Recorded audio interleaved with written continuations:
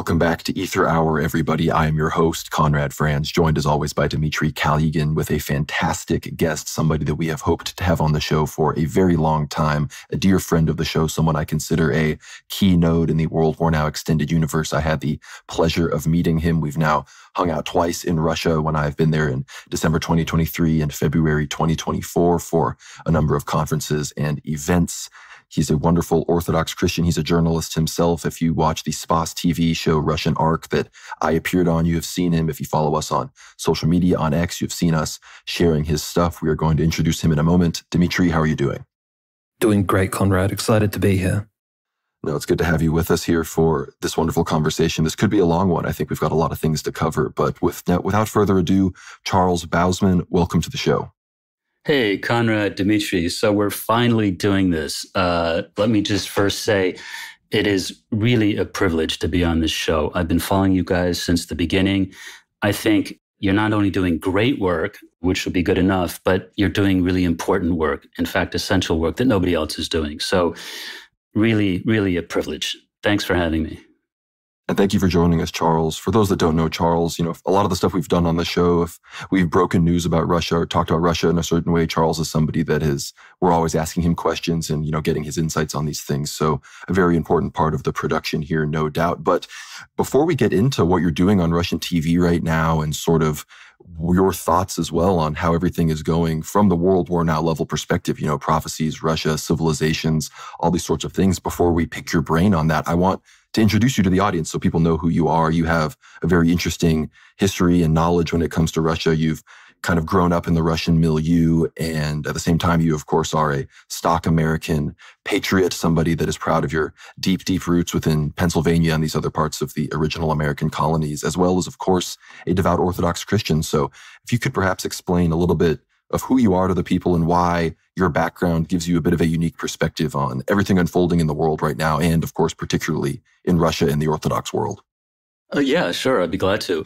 So I actually lived in Russia, in Moscow, as a child because my dad he ran the Associated Press news bureau here in the Brezhnev years. It was late 60s, early 70s. We moved back to the US after that. I studied Russian history and language at Wesleyan University. After that, I returned to Russia and worked first in journalism and then switched to business and have been here on and off for, let's see, I came here first time in 86 as a student. So what is that? That's 24, over 35 years, I guess. So I worked for about 15 years in business. And then in 2014, our business really slowed down because of the Ukraine conflict. And I started a website called Russia Insider that, much to my surprise, became really, really popular. And then at the same time, I'd become Orthodox. I became Orthodox here in Russia about 25 years ago. I had been brought up as a very lukewarm Episcopalian. And I couldn't get enough of the Orthodox news into Russia Insider. And I was just so impressed with what was happening already back then with Orthodoxy in Russia and this incredible renaissance and this incredible growth. So I created the Russian Faith website. And that has grown and found a steady audience and made a difference. And the Russia Insider website actually got to be really big. We added up all the views we'd gotten over the whole life cycle of the thing. And over about 7 years, we got 1.2 billion views. Wow. Yeah. So, and at the time, the only other game in town really was RT. We kind of were blazing the path of this alternative media space. And I remember when, UNS came along and all this stuff, we were kind of part of that thing. Orthodoxy has become something that I've written a lot about. I've worked on a lot of Orthodox media projects. I know a lot about what's really happening on the ground here with the faith. I've traveled all over Russia, visited so many monasteries, talked to priests and monks and people at the Patriarchate, and have really made it kind of a professional thing to try and understand what's happening here with Orthodoxy. So then in 2017, we as a family moved back to the US, settled in Lancaster, Pennsylvania, where my father's family had been from significantly before the revolution. And I continued working in journalism, was working with Russian television. And on January 6, 2021, I found myself in Washington, and I was working as a journalist then with Russian television on various films. And I went into the Capitol building to report on what was going on there. It was the most amazing thing. And I thought I had just, won the day as a journalist. It was like the highlight of my career, to be reporting and recording history as it was going down. And a couple days later, I realized that people were starting to get arrested. And with my background with Russia Insider, I knew that I had a target on my back. And so we grabbed the kids, packed some bags in a hurry, and jumped on the next plane to Moscow. And thank God we did that, because if we hadn't, I probably definitely would have spent the last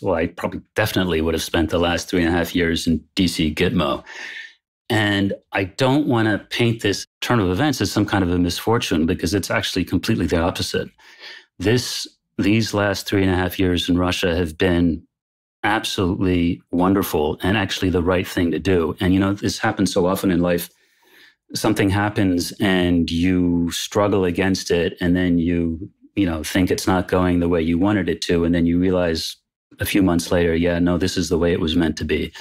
And God intended this. It was even prophesied, right? Is that not, is that some might say? Yeah. And I have an interesting story about that. So about 5 months before this happened, I was talking to a monk from Mount Athos, and he told me and my wife, he said, I think you guys should move back to Russia. And we explained to him that that was not the plan, and that we were planning to build a life in America for quite a while. And he just smiled and looked at us and said, you know what, I see you guys there for some reason. I have a feeling you're going to be there pretty soon. And I actually didn't remember this conversation until we were back in Moscow for like 3 weeks. And I was walking down the street, and then suddenly this popped into my head that, hey, wait a minute, that guy said we would be here. So it goes to show you the monks are on a different frequency, some of them. That's an amazing story. I remember when you first told me that, I was blown away. Yeah, I've actually also been to Mount Athos a couple times, and I can't recommend it enough. What else should I add? There's so much to possibly say. I'm half German. I speak fluent German. I was born in Germany. My mother was German, so I grew up speaking it. I've lived in Germany and sort of follow what's going on there and have a good understanding of what that's all about. That's a great introduction, Charles. I think people understand where you're coming from. And for those that don't know as well, I believe you're 12% Japanese as well. So a true son of the Axis. Absolutely. I've got the samurai spirit.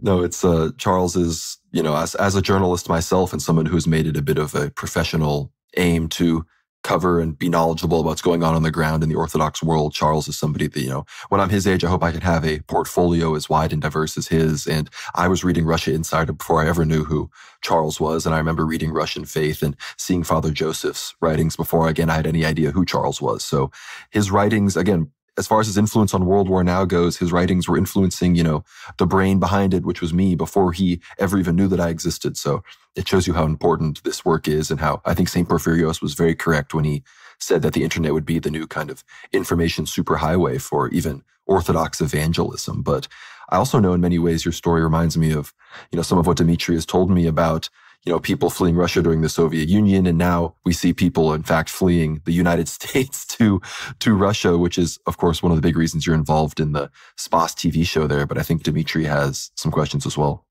Well, yeah, definitely. I mean, Charles, it's just fascinating having someone so knowledgeable in both German, Russian history from an American perspective, as well as having all that knowledge about American journalism, politics, and how it all functions. So I suppose the pertinent question would be, given the huge news of November 2024, the re-election of Donald J. Trump, and your sort of, I suppose, dislike, and I mean, it's a mutual distrust here, because I'm sure the Biden administration is not necessarily fond of you either, the deep state of the United States. So how would you see any perspective that America is there any improvement on the horizon from someone who's living in Moscow at the moment of the United States, I suppose, improving? I mean, some people are very hopeful, other people are somewhat skeptical, especially given what took place during COVID and, of course, recently with the SMO. But just briefly, your sort of perspective of the recent news we received from the Trump cabinet, and do you see any changes in the US for the better? Is this a improvement, the election of Donald J. Trump, as opposed to this horrible Biden administration we saw in power for the last 3.5 years? Yeah, that's super interesting. Obviously, I follow this closely. It's absolutely fascinating. And I find it so interesting that the main thing that I see when I'm reading commentary and reactions from people is you learn more about the person than you do about actually what's going to happen, right? Because you can see people who are very pessimistic and cynical and don't want to believe something good is happening. And then you see people who are too optimistic. And so my take is it's way too early to tell. It could go either way still. I think it's still a toss-up. Either it could turn out to be a complete disappointment and betrayal, or something really serious could happen. And I don't think we'll know until, I wouldn't imagine we would know anything until February, March, April. I think that's when we'll start to see some real results and see if anything's going to happen. So I think it could go either way. There seem to be like positive signals and negative signals in equal amount. And so it's just a lot of fog and there's not a lot of visibility as far as I can tell. Yeah, I think I feel very similarly, despite Trump's insisting, of course, that he would end the Ukraine war before he was even inaugurated, based on the little present Biden is leaving him recently with the green light to use long-range missiles deep into Russia by the Ukrainians. I don't see Trump actually, mopping this up before his inauguration like he promised. But at the same time, like I talked to Metropolitan Neophytos about this, there's sort of this understanding that, Trump, he would de-escalate in Ukraine and perhaps escalate in Iran, whereas Kamala would have perhaps de-escalated in Iran and then escalated in Ukraine. So, and of course, we know the prophecies talk about how if the war escalates from the north, we're in for a much worse time. So in that regard, Trump, I think, fulfilled the voter criteria that Elder Ephraim laid out, which is that you want to pick the candidate with the smaller horns, which I think in this regard was definitely Donald Trump. So I am glad that I voted for him in the end, even if it was less enthusiastically than in 2016 and 2020. But Charles, you're at an interesting confluence as somebody who, of course, is a beloved son of America, somebody who is proud of his roots in the Lancaster area. I've spent time there. I've spent time with the Amish. Where I used to work was headquartered in that area. So it's dear to me as well. And I think at the same time, though, you said it's not a curse that you've ended up in Russia. Russia's a beautiful place. So as somebody who wants to return to the United States, or at least to be allowed to freely travel, what do you see happening in that front with, the ability to go to and from Russia? Because for those that don't know, I've traveled to Russia, so I've seen it firsthand. You can't even get there from the European Union and the United States. And at the same time, though, we see an increase of people wanting to move there, which is why your show on SPAS that you were helping out with, that I was, of course, graciously accepted on as a guest, is being very well received, I think, in the English language alternative media, where clips of it are being posted. So with both those things in mind, how do you see the future faring for both traditional Orthodox Christians around the world that sort of recognize that we are, maybe if it's only the beginning stages, still in, the latter days and wanting to latch onto this arc, combined with the fact that we do see perhaps America improving slightly in the near future with the Trump presidency? I think there's a good chance that Trump will de-escalate with Ukraine, and that traveling back and forth between here and having normal economic relations and so on might even be a possibility in the relatively near future. And that would be a huge boost for folks interested in moving here, because I think one of the important things is one has to be able to come and go and not feel like, that, you come here and then you're stuck and you can't ever go back and see your grandma in the States or something like that, that you can move money, that there'll be internet connection and everything else. I think it's so important that if people are seriously thinking about moving to Russia, that they should definitely come and visit and try and make it an extended visit, say for like a couple months, and really travel around and get to know the country. It's so vast and it's so varied. And there's so many interesting people here and so much going on that there's no way you can sort of make an educated decision about whether you would want to stay here in 2 or 3 weeks. So that would be wonderful. And there's so much, for example, opportunity in Orthodox pilgrimage here. The number of holy places and fascinating, out-of-the-way Orthodox shrines and monasteries and historical sites is just mind-boggling.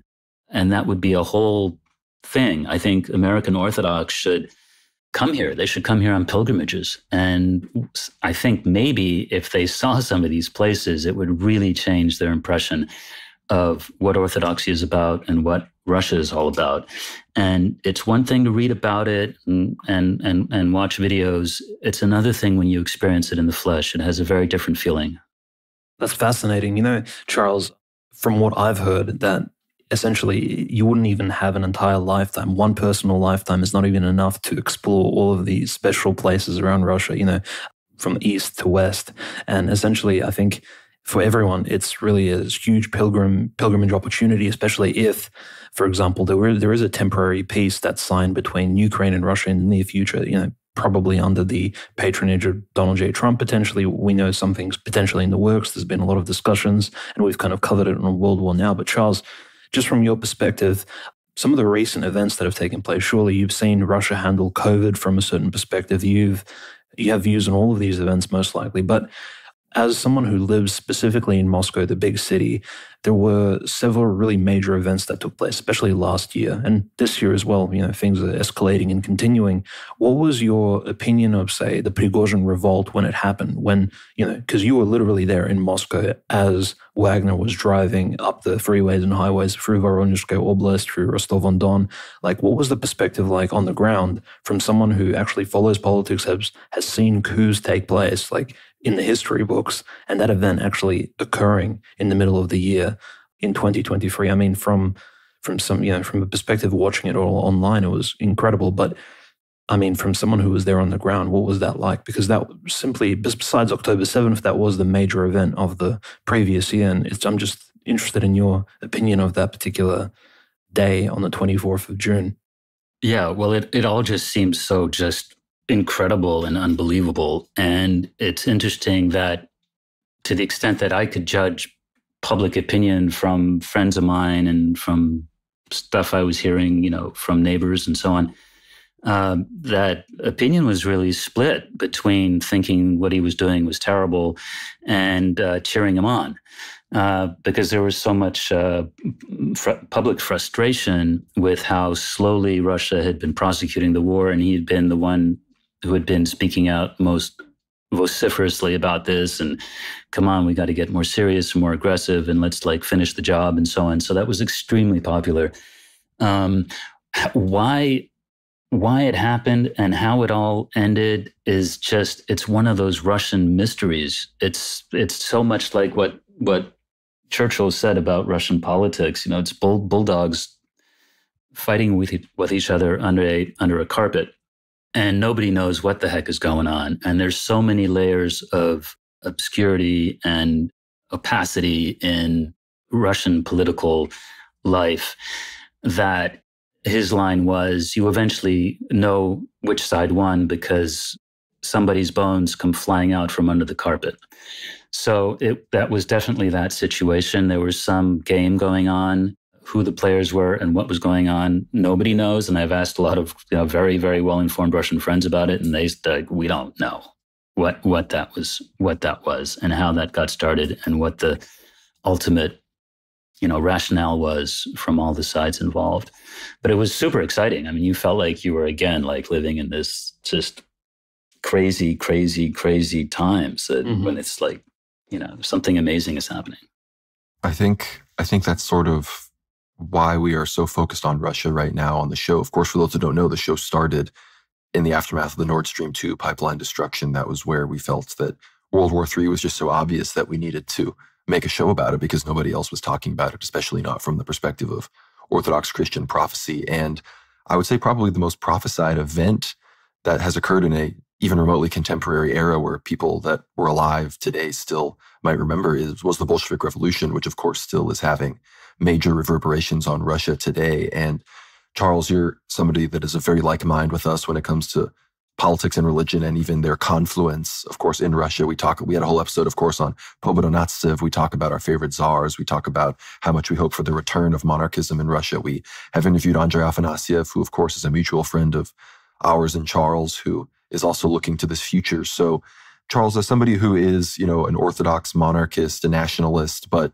also a Westerner who has the perspective that, who at least understands the perspective that those in the West might have on Russia, what is the sort of perspective from Russians, whether they're Orthodox or not, whether they're particularly nationalist or not, on Russian history and how the revolution fares in their lives today, as well as, of course, the Tsar? Because a lot of people see the viral image that goes around. There was a billboard in Russia that said, I think it's, "We're sorry, Your Majesty," or like, "Forgive us, Your Majesty." And it's a picture of Tsar Nicholas II. And we know that the huge 3 Russian flagpoles that are flying, I believe, somewhere on the Black Sea is, you have the Russian flag, the tricolor, and then you have the communist hammer and sickle, and then you, of course, have the black, gold, and white flag of the Tsar. So when it comes to the perspective on the Bolshevik Revolution, when it comes to Russians' perspective on the monarchy, and then how those forms of their history should play into what they think should happen in the future, because I think a lot of people are aware that Russia as a political system hasn't really been decided yet. We're all kind of riding on the strongman Putin wave in this sort of undefined era. So when it comes to people in the hierarchy, even the average Russian, what is the attitude and perspective when it comes to the future of Russian history in light of the consensus or lack thereof on things like the Bolshevik Revolution and the martyrdom of the royal family? Yeah, well, it's very mixed here in Russia. So, but certainly the revisionist view of the revolution, of the Tsar, of Rasputin, and all this thing is much more mainstream here than in the West. In the West, it's relatively unknown, except for, narrow groups, I would say, on Twitter and so on, and the kind of circles you guys are in. Here, it's mainstream. You encounter people all the time, and including politicians and major public figures who are monarchists, who think that repentance for the murder of the Tsar is just the key to Russia's future. And certainly when you talk to people in the church, it's also even more so than among the broader population. Although, Russia is just this land of contradictions. Nothing is really what it seems. And you'd be surprised to know that a lot of the Russian churches are very liberal. So I think Westerners very often get this kind of black and white picture of Russia, sometimes corresponding to their political orientation or their religious beliefs. It's not like that at all. It's a very mixed, very fluid situation with all kinds of views. But just to give you an idea of how mainstream this revisionist view is, the one of the most famous churchmen in the country, who's many people say is very likely going to be a future patriarch. His name is Metropolitan Tikhon. Supposedly, he was at some point Putin's confessor. He's very close to Putin and has been able to do amazing things with Putin's direct support, building major cathedrals and other things. He put out a documentary film in beginning of 22, I guess it was, saying that Russians really have to reevaluate their understanding of the revolution. And he brought together all this revisionist academic work that has been done here over the last 20, 30 years. So he wasn't saying anything that hadn't been already said, but he popularized it. And this documentary film was promoted heavily on the mainstream TV here and on the internet and everywhere. And he was going around giving talks about it and interviews. And it was like a real media flood. And his basic message was that, look, guys, everything we've been taught and what a lot of people still believe about the Russian Revolution basically isn't true. And what really happened was that the elites became brainwashed by the West. They became basically the 19th century equivalent of woke and unpatriotic and against the system. And they collaborated with the West because they thought they were building a better future. And it all turned into an unmitigated disaster and just a horrific tragedy for the Russian people and the Russian country and the Russian state. And so the reason he was doing this was because there was still this opinion among liberal elements of Russian society that we shouldn't have this system that Putin has. We should be more like Western Europe. We like Alexei Navalny. And, and so he was basically trying to push back against those people and saying, you're just repeating the mistake that was made at the time of the revolution. And that whole thing is just it's a fascinating story, the whole revisionist take on the revolution. And when I saw that film 2 years ago, I thought it was so important that this get out to Western audiences, because it is very, very, very relevant to what is happening now in the US. And it's absolutely amazing when you start to unpack it. The same kind of subversion by the same elements. In Russia's case, it was Jewish capital, Jewish ownership of media, Jewish involvement in the economy, Jewish backing of revolutionary groups in Russia going back decades, going back to like the 1860s, that basically hollowed out the Russian elites, not the middle class and not the people, not the working class, the peasants and the proletariat. And Russia was not a weak country as we were taught. It was not backwards. The Tsar was not effete and weak and an indecisive leader. It was just the opposite. And basically the whole story we've been taught about the Russian Revolution is completely wrong, and about Russia's role in World War I. Like, for example, we're always taught that what happened was that Russia was kind of a basket case country, and then when World War I happened, the system couldn't take the strain, and so these oppressed peoples rose up and threw out their rotten, corrupt, aristocratic and monarchical system. But that's not true, because it turns out that Russia was winning World War I, and they were poised to march on Berlin. And the German general staff, basically, their internal archives and records and everything confirms that they basically admitted they had lost. And there was no way they were going to stop the Russian behemoth that was descending on them. And then Britain was very interested in preventing that from happening, because that would make Russia the superpower, basically, of Europe and the world. And so they collaborated with these Russian oligarchs who were Russians. They weren't Jewish, but they were completely convinced that they had to get rid of the Tsar and be like Britain or France and have basically a democracy. And that these people pulled off a color revolution. They pulled off a coup. And there were no food shortages. There was no problems, social problems. It was all completely fake.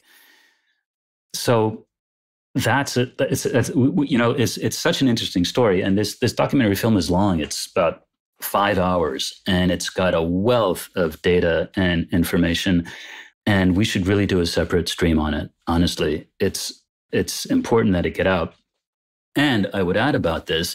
So I thought that was so important when I came across it a couple of years ago. I managed to have it subtitled into English, and I never had the resources to finish the job. So basically, the whole 4.5, 5 hours has been subtitled. That needs to be proofed, edited a little bit, and then one could make this movie available to English language audiences. And I've even gotten Metropolitan Tikhon's blessing to do this.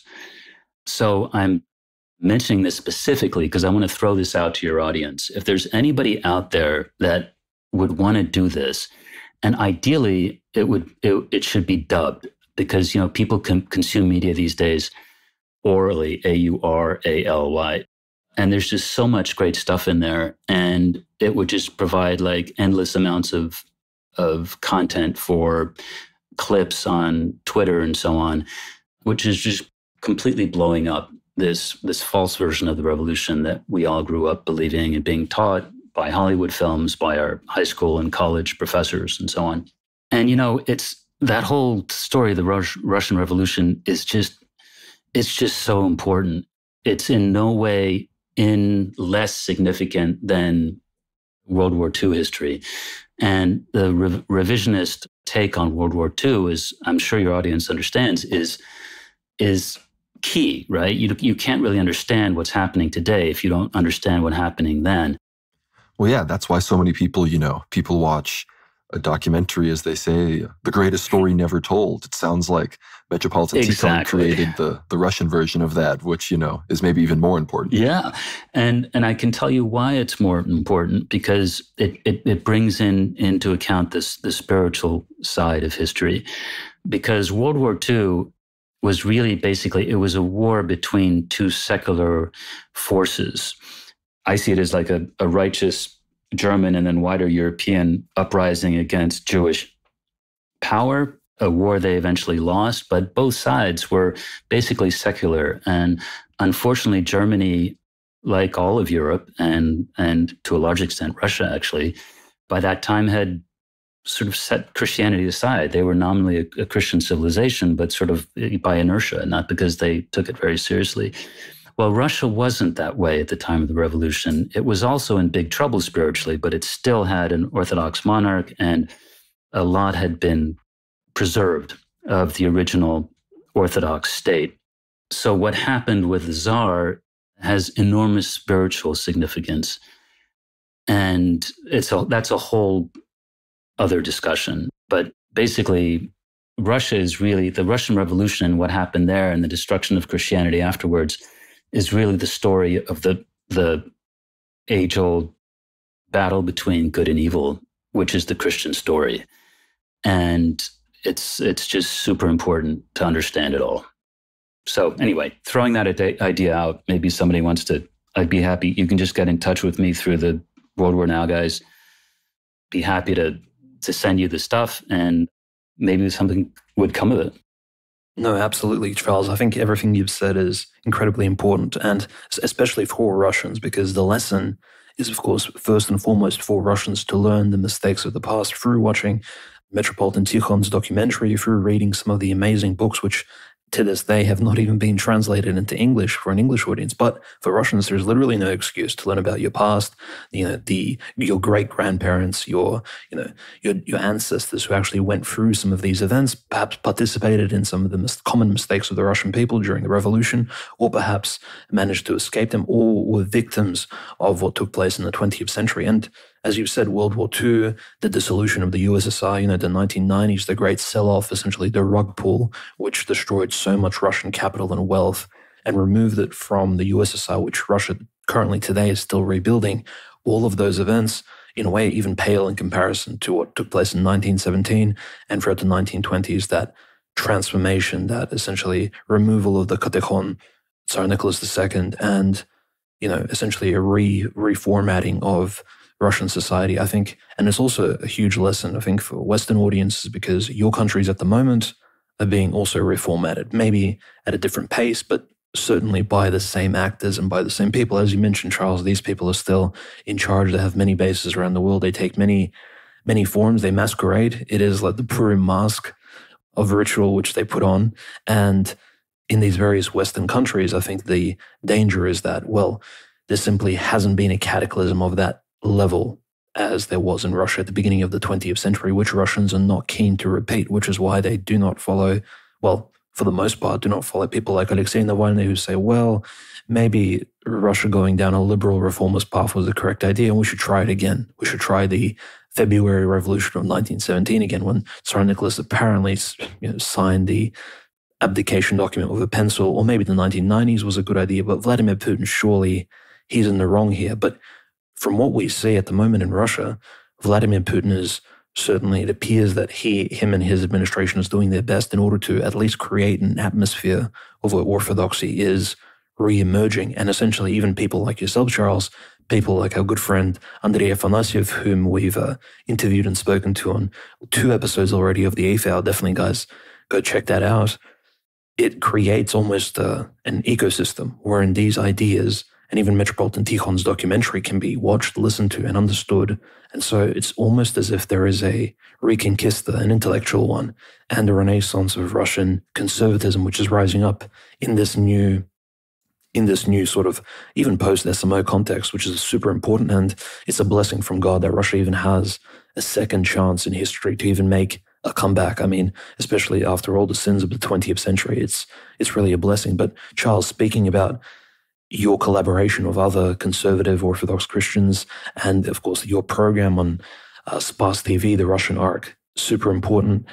From what you can understand, it's very important from what we see in 2024 after Vladimir Putin's change to Russian immigration, that more conservatives make pilgrimage, more conservatives travel, look at Russia, but also perhaps become more interested in seeking Russia as potentially a new home if their own countries, neoliberal European white countries, which are currently falling to postmodern 21st century degeneracy, as they fall apart, perhaps seek Russia as an opportunity, as a place where they can build their families and essentially have a brighter future, or at least a plan B where they could escape and seek refuge.